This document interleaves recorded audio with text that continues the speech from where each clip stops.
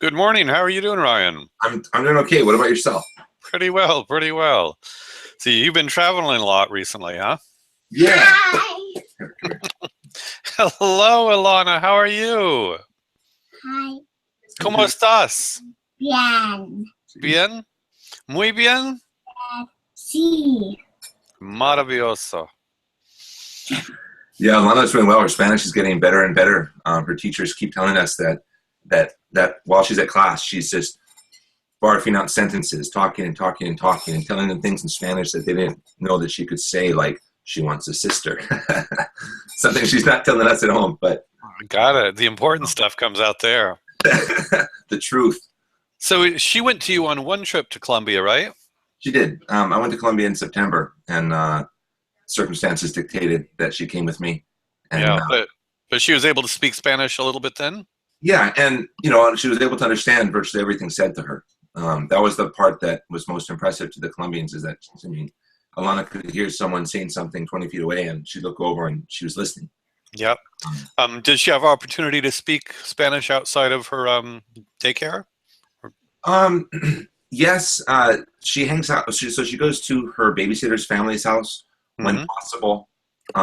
Especially now with her brother getting a little bit older, it's easier for us to send them both, or Right. just Logan. Being in San Diego, you do hear Spanish here and there, more than a little bit.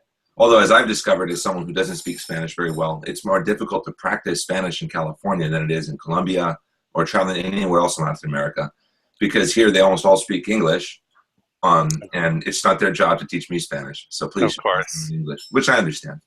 And I forget, does Marlo know Spanish? No, but she has a better accent than I do. Okay.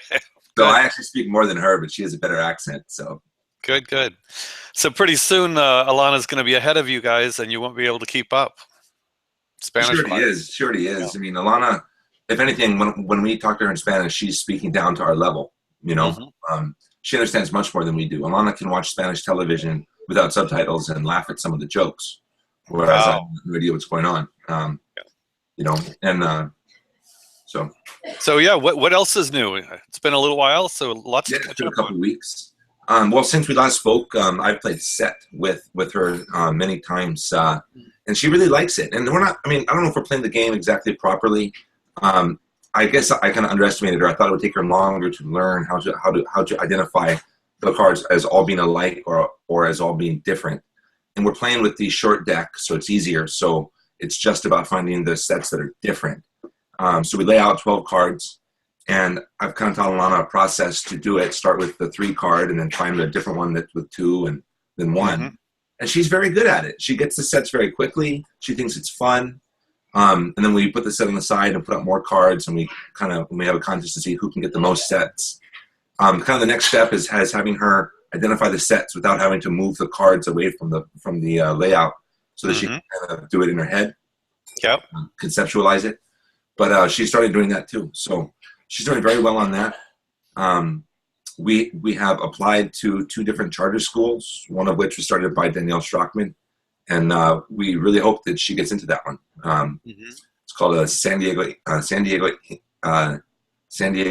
Innovations Academy, and project-based learning, no standardized tests. Marla went to the parent meet and greet on Saturday. I couldn't because I was still traveling.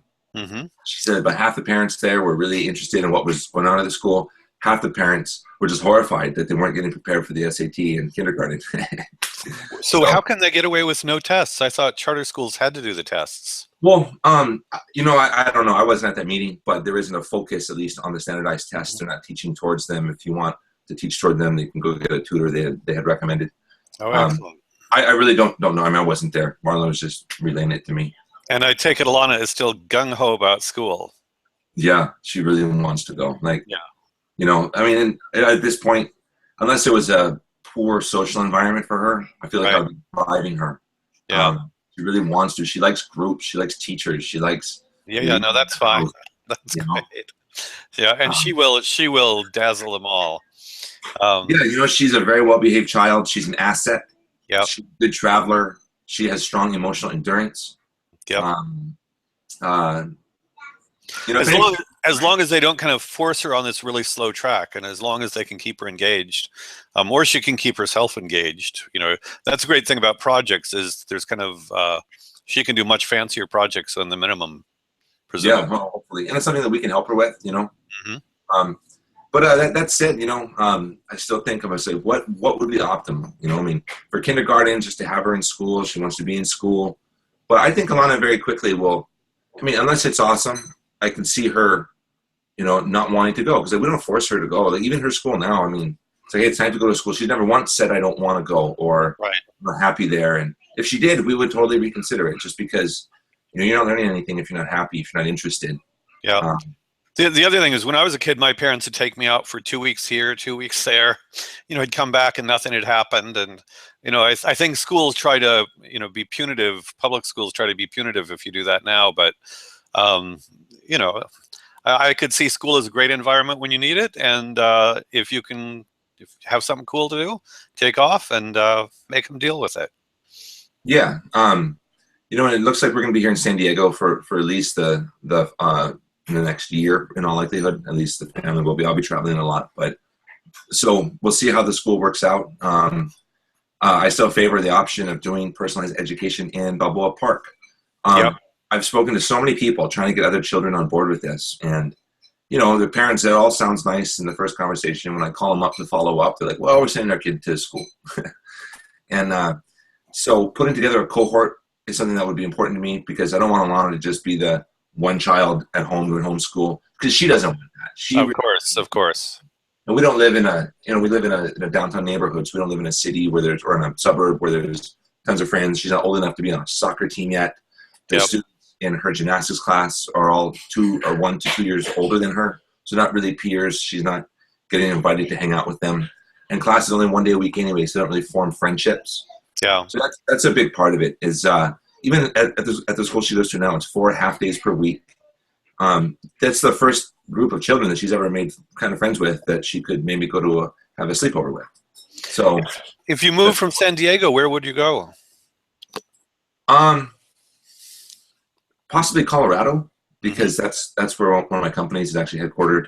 And we're there for.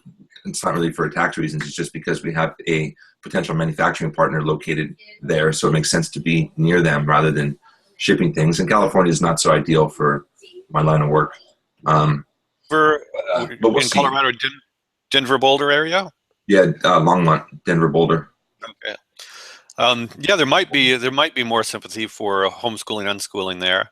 I think of San Diego. That may be unfair, but No, there's a lot of homeschoolers here. I'm sure. I've Googled it anyway. I've seen a lot, but they're out in the suburbs, and we're not there right now. I mean, we like living downtown. Yep. We have a good thing going. Rents are so high throughout the whole county that it's not like you're going to save any money. Right. So we're happy here near the water for now. Yeah. But, our family's growing. Logan's almost 1. He's 11 months today, so he's getting big. He's talking a lot, Michael. Wow, that's great for a boy to be talking a lot that early. Yeah, we were a little worried about that, we were open to the idea that it may not happen as quickly and not push him or what have you. Mm-hmm. But my man, he's trying. I bet it helps to have such an articulate older sister because I imagine Sure. Alana is talking around him and to him all the time. All the time, and she's sitting there reading, and he's coming over and ripping pages, and but he sees her reading a lot. He sees us talking all the time. We don't communicate without talking. And he's a little boy. He's like, every time you grab him, not with me for some reason, but with Marlo, she holds him. And the first thing he does is not hit, but just like wipe her face. And the older he gets, the bit more aggressive he gets. Mm-hmm. And she's like, oh, boys. So I don't know if it's a boy thing or what, but we just say no. We're trying to use words, trying to make sure we're just as patient as with him as we were with Alana. Yeah. So, and what kind of books is she reading these days? So, one of Marlo's coworkers gave her a set of maybe 15 or 20 princess books, Disney books. So right now she's just loving those. Before that, are they? There's a series of books called Rhodey the Road Dog. It's like a cowboy. Oh yeah, oh yeah. Cowboy series of- Mostly still monosyllabic. Most words are monosyllabic in these books still. No. These are 6, 7-year-old books, 8-year-old books. They're actually really hard for her. The princess books have 35 or 50 words per page. There's a lot of words there, and but Alana's reading. Michael, she reads even better in Spanish because it's so much easier for her to pronounce the words. Yeah. There's no silent E's. There's no weird French spellings and Germanic influence. I mean, Spanish, like when I was in Colombia, I found a bookstore and I bought her a book about pirates, piratas. And, the words are this long and she's just sounding them out just perfectly.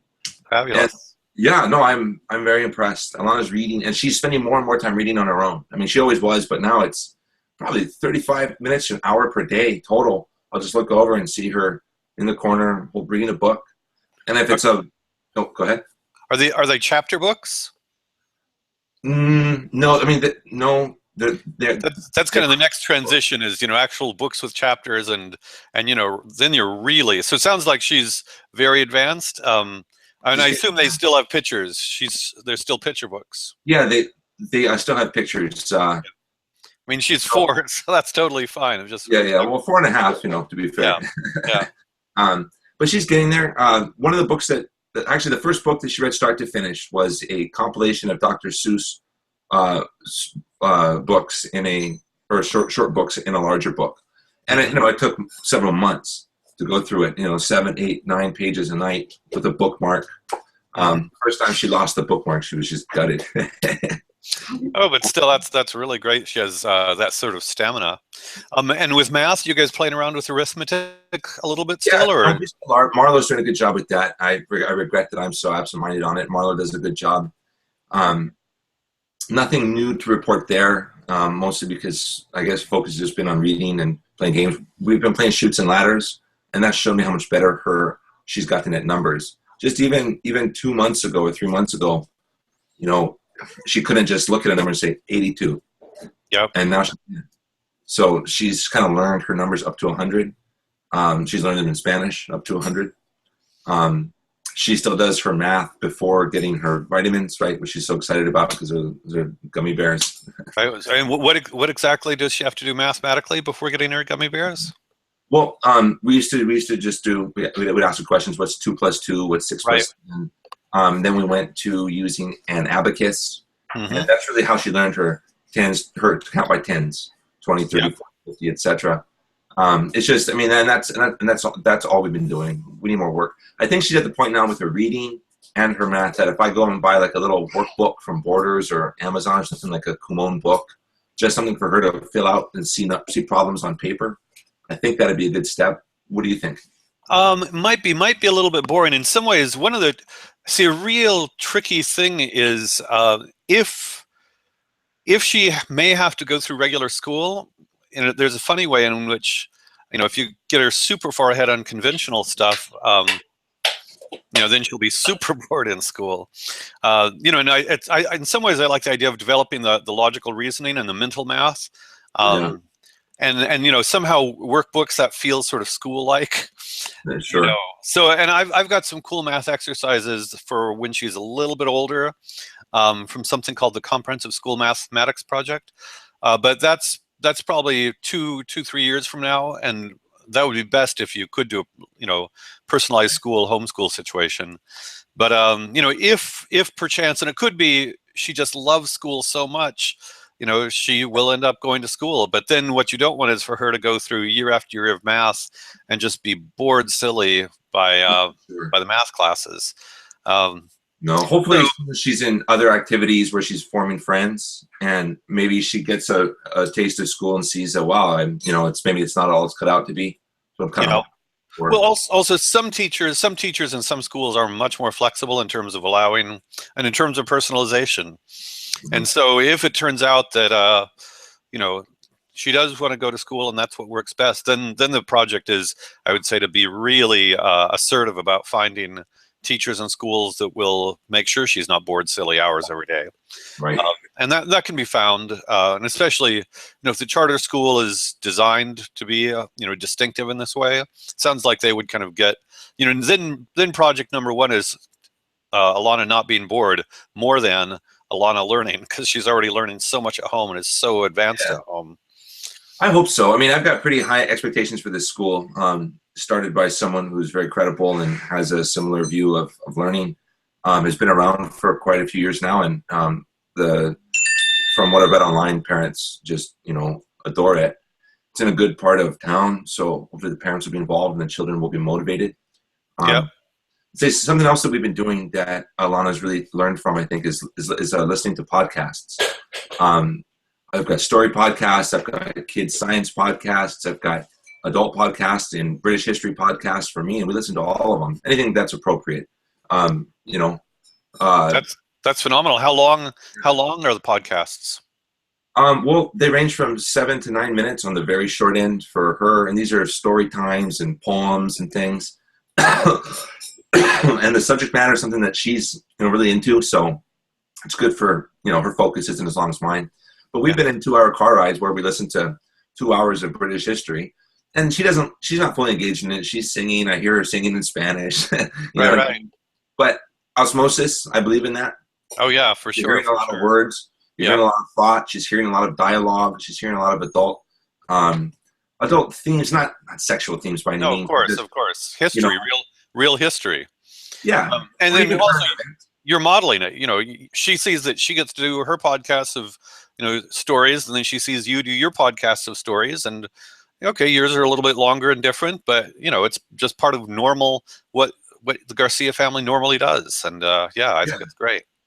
And there's a middle ground too. Like there was one podcast, and it's children oriented, but the children are probably more like 9 to 12 or something that's oriented at. And it's a debate, the great debate series. It's lasers or fire. What's cooler? And, very fun. So it's in the 2 kids debating it. They're clearly college debate team, freshmen or something. They do a great job. They make the case as best as possible. So then it gives us something to talk about. I'm like, so what did you think? Well, I think lasers are cooler. Why? Well, because you can't get hurt. Well, you can. I guess you missed the part where you can go blind and burn your skin. Really? And then we talk about fire. Something else we've been doing is I've been using YouTube a lot with her in lieu of, because she loves watching TV. And when Marla's at work and I've got the little one and I'm trying to be on a call or get dinner going and things, we do let Alana watch Netflix shows in Spanish. There's a couple different series that she watches, but we've been switching and going to YouTube. Alana doesn't. We don't go camping much. We live in a city. We watch hunting videos. We watch butchering videos, how to butcher animals. We watch. There's kids in the Northwest Territories in Australia who are making videos of all their little adventures in the creek and pulling frogs out of the mud and stuff like that. She watches that. We watch how-to videos. There was a video of a 12-year-old making a beautiful painting, and we watched that, and then Alana insisted that we reassemble her easel that had somehow been disassembled. So I feel like YouTube's been a really good tool.